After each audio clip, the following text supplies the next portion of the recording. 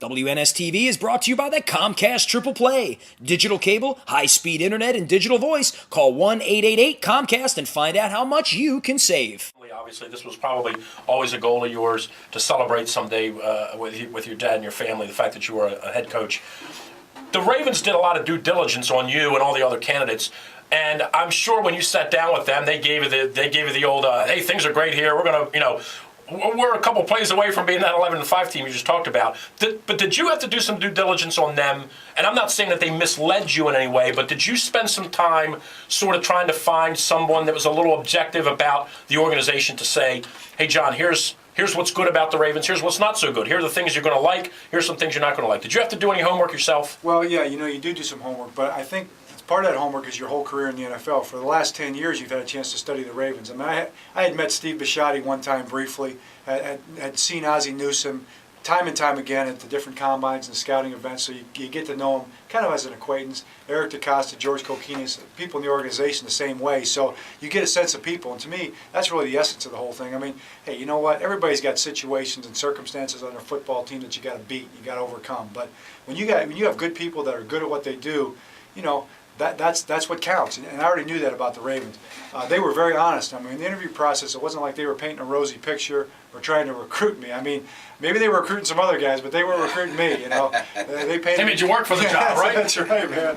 It was out there. It was honest, and we knew what we were getting into. But gosh, what an opportunity. What a foundation. I think this organization really is a good organization. There's good football players in that locker room, and we got a chance to do some business here, and that's what we're going to do. John, Rex Ryan stays on as defensive coordinator. Tell everybody about your relationship with him, previous to now working together here in Baltimore. Right. Well, Rex and I, it's funny. I've got a picture in my my home office at home of Rex and I arm around each other before a Ravens game, Eagles preseason game 5 or 6 years ago. Was that the one that was canceled because of the field? No. Rex wanted to play. The spikes in the field. Those guys couldn't get out of there fast enough. That was at the vet, right? That was when we had the new turf, and there were 6-inch seams, and man, that was something. But so booby traps all over. That's right. We knew where they were at. But Rex, we have a friendship that goes a long way back.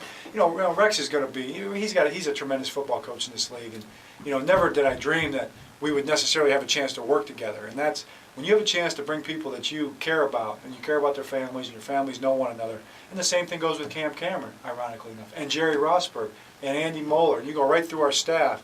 We've got a bunch of guys who we've got a long history with. That's neat. But then you meet the new guys, the guys who are on the staff already. Our guys have got a lot in common, and it's fun to go to work every day with these guys. John, how will you break down your time, and to go back real quick on Brian, I guess even in the last couple of years when he was more involved with the offense, Brian generally, he saw Rex about once every 3 days and said, hey, Rex, how's it going?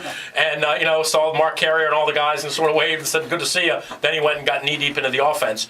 And I'm wondering how you're going to split your time up where you got Cam running the offense for you, you got Rex running the defense, two very qualified guys. Are you going to just sort of do your own thing, or are you going to zip into the defensive meetings for an hour, zip into the offensive meetings? How do you juggle your time? Right, there's a lot of ways to do it. Andy Reid was kind of like Brian. Andy was pretty much, I don't know if he was the offensive coordinator, but I guarantee you what, he was running that offense and a lot of, right. Just, watching tape and putting plays together. That's not going to be the way we're going to do it. I mean, our coordinators are going to coordinate their side, but I think I'm going to coach all 3 phases. I'm going to be involved in all 3 phases. So what you're saying is right.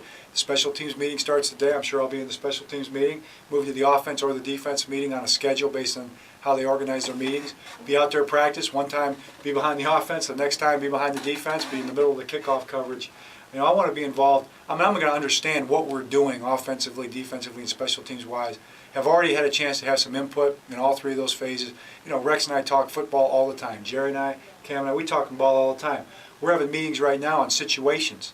So we're going through every situation we can think of, led by Vic Fangio.